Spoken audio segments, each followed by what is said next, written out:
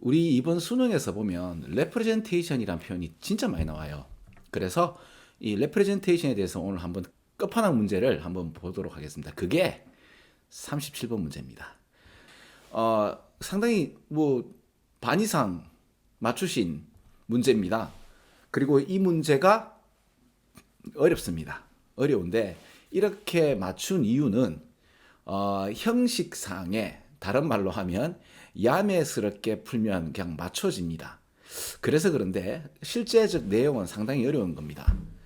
제가 이 문제를 전 처음에 어떻게 풀었는가 하면 이렇게 풀었습니다. 그러니까 내가 한 10초밖에 안 남았다. 이제 이거 찍어야 된다. 자, 그럼 보세요. 그러면 어떻게 보라 그랬죠? 요 A번의 첫 번째 마지막, B번의 첫 번째 마지막, C번의 첫 번째 마지막 이렇게 읽는단 말이에요. 그러면 제일 먼저 보면 무슨 얘기가 나오는가 하면 fictional world와 그 real world가 나오잖아요. 그죠?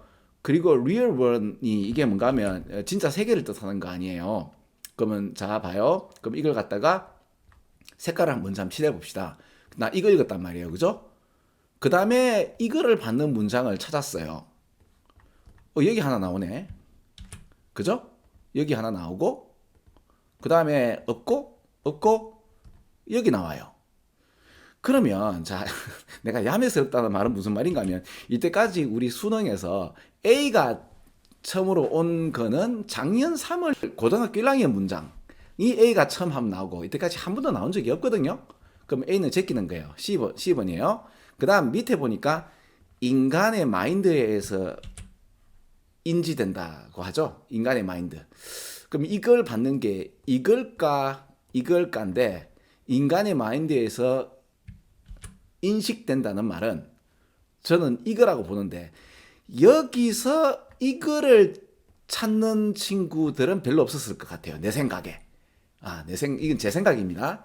그러면 어떻게 답을 맞췄느냐? 일단 C가 먼저고요. B냐 A가 먼저난데 요 말하고 요 말 여기 보니까 뭐가 나오나 하면은 리드가 나와요.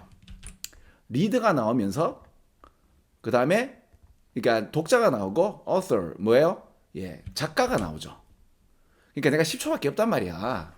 10초밖에 없으니까 지금 내가 이게 설명해서 그렇지. 여러분 지금 이걸 갖다가 이제 머릿속에서 그 긴장한 상태에서 빠르게 10초 만에 풀어야 되겠다는 그 긴박감을 갖고 있으면 이거 한 방금 했던 이 전체적인 과정이 머릿속에서 5초 내로 바바바박 나올 수 있단 말입니다. 그러면 답 어떻게 돼요? C, B, A죠. 찍는단 말이에요. 아무 생각 없이 찍었는데 이렇게 돼서 문제가 맞으면 안 되죠. 그죠? 근데 문제 맞고 그죠? 문제 맞아요. 그러니까 제가 그랬잖아요. 이번에는 제가 사실 성의 없이 한번 치고 성의 없이 대충 쳤는 거에 대해서 벗어난 문장이 좀 어려우니까 그거 먼저 올리는 게 좋겠다 했는데 성의 없이 치렀던 문제들이 그냥 다 맞아버리니까 이거 좀 당황했어요, 제가. 오히려 제가 좀 이거 뭐야?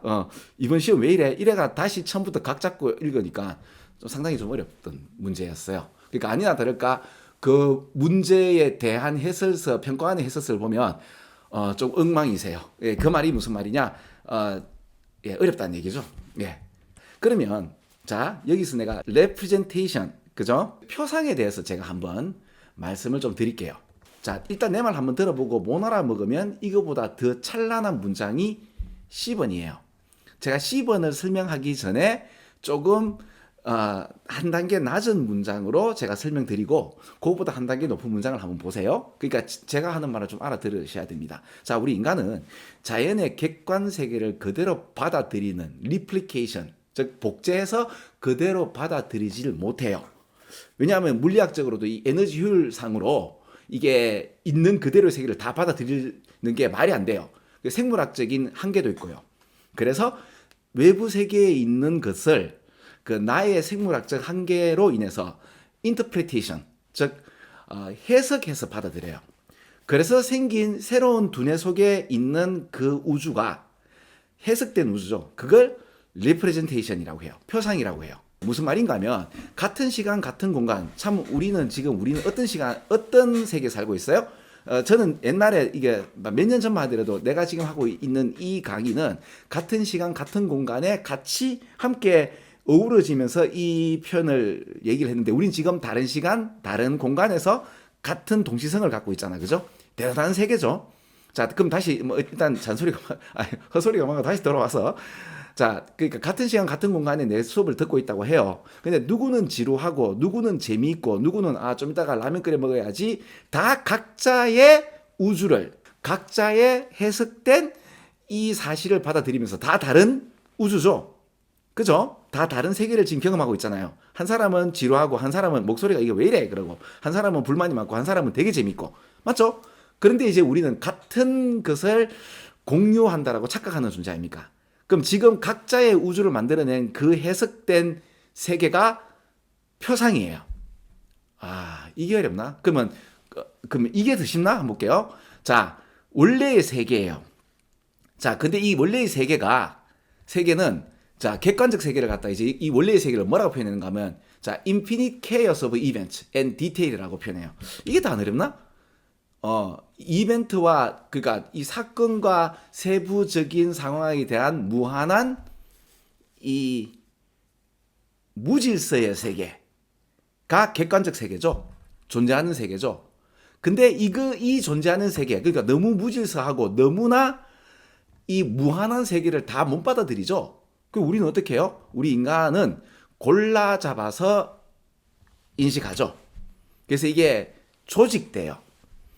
그래서 이게 이 객관적 세계가 내 마음에 들어오면서 이 처리 과정을 겪으면서 수정되면서 모디파이 되는 거죠. 뭐 할 때? 이게 인간 마인드에 의해서 인지될 때 이런 걸 갖다가 뭐라고 표현한다? representation, 즉 표상이라고 하는 겁니다. 여기에는 표상이란 말이 하나도 없죠. 이 글을 통해서 표상을 지금 설명하는 거예요. 왜? representation은 지금 우리 이 수능에서 너무 많이 나왔기 때문에. 그러면 우리는 각자 이 세상을 주관적으로 살아가면 이거 서로 소통이 안 되잖아요. 근데 참 재밌는 건 뭔가 하면 우리 인간은 내가 만든 표상도 있지만 다른 사람이 만든 그 표상 속에 들어가서 함께 동조하면서 다른 사람의 표상 속에서 놀아날 수 있어요. 다시 다른 사람의 표상 속에 들어가서 그 세계와 내가 하나가 될 수 있어요. 이상한 존재죠. 그러니까 우리는 뭐냐면 다른 사람이 만든 그 표상, 영화나 소설 속에 들어가서 울고 웃고 한다니까? 아니면 내가 만든 과거의 어떤 억울한 일, 좋았던 일, 그거 생각하면서 혼자 히득거리고 막 슬퍼 울고 이런 이상한 존재라니까요. 그죠? 그러니까 이 동질감을 얻을 수 있고 공감할 수 있는 능력을 가지는. 근데 그 얘기를 여기서 한단 말입니다. 그러면 이제 우리 인간은 해석된 세계를 살고 있잖아. 근데 그 해석된 세계가 이게 자 봐요. 나의 제일 자아는 환경이다 이런 말 들어본 적 있나요? 그래서 이게 환경에서 그리고 이 나의 자아는 기본적으로 생물학적인 이제 유산 받은 거죠. 그죠? 우리의 내면적인 어떤 품성이 함께 하고 있죠. 그죠? 함께 하고 있기 때문에 어렵나요? 아니죠. 이런 걸 좀 언어적 유희를 좀 즐기세요. 그러니까 우리는 타고나고 또 환경으로 영향받은 내가 만든 이 세계 때문에 이 내가 만든 그 세계의 주체인 내 마인드는 내 마음은 필터 역할을 해요. 마음을 통해서 온 이 객관적 세계가 여과되죠. 요소까지가 주어, 그 다음에 요게 동사죠. 그죠? 그리고 해석된 세계죠. 그러면 나는 나의 표상, 내가 만든 세상 속에 살아가고 있는데 다른 사람이 만든 그 세상 속으로 들어갈 수 있는 능력이 있죠. 그래서 그걸 뭐를 매개체로 통해서 소설이라는 리터처, 문학이라는 매개체를 통해서 그 리더가 되어서 들어가는데 근데 그 세계는 이미 가공되어서 여과된 누구에 의해서 다른 사람의 의식에 그죠? 다른 사람의 표상 속에 들어가는 거잖아. 그리고 이 세계를 만든 이 양반은 자기의 어떤 고유한 어떤 세계관이나 아니면 적절한 어떤 자기의 컨셉션, 어떤 개념을 따라서 어떤 그 세계를 만들죠. 그 세계를 만든 그 입장을, 그 포지션을 39번에 irrealism이라고 해요. 그죠? 그래서 the irrealism of 이거 기억나실지 모르겠다. 아니면 선생님 이거 저 처음 봅니다 하면 아니 보세요. 어차피 볼 거니까 The Irrealism of the Silent Black and White Movies나 비염이었나? 기억이 안 난다. 이렇게 비염을 합시다. 예. 무성 흑백 영화의 그 세계관을 만든 그 포지션. 그죠? 세계관으로 그냥 해석하면 돼요. 그때 그 문장은 그죠? 세계관이 지배한다면 이 세계관이 지금 지배하고 있을 때 실제적인 그 칼라와 이게 혹시 또 39번 문제를 안 풀고 먼저 본 친구들은 또 그럴 수 있겠네. 그죠? 그러면 이까지 할게요. 그러니까 우리는 우리 각자의 우주를 그 해석된 우주를 만들어서 진짜 세계라고 착각하고 살고 있는데 다른 사람이 만든 그 세계 속으로 들어가서 몰입하는 거를 그렇게 좋아합니다. 그중 하나가 영화고 그중 하나가 소설인데 이 작가의 주관적인 컨셉 오브 더 월드 이 고유한 세계관이 참 재밌죠. 그죠? 이 오리지널한 언터치드 된 세계 어디에 그 세계에서 그럼 이때 오리지널 이 독창적이면서도 이제 이 터치되지 않은 바로 이 세계 이 가상의 세계죠. 그러니까 그 작가가 만든 소설 작가가 만든 이 가상의 세계에서 이 스토리가 전개되는 이 가상의 세계와 그죠? 내가 들어간 다른 사람의 표상의 세계와 나 사이에 뭐가 서 있죠? 뭐가 존재하고 있죠? 바로 작가의 주관적 세계가 공유하고 있죠. 같이 서 있죠. 그러면서 전개하는 거죠. 그러니까 내가 어떤 사람이 만든 영화나 어떤 사람이 만든 소설 속에 들어가서 나의 주관과 함께 울며 웃고 같이 동조할 수 있단 말이에요.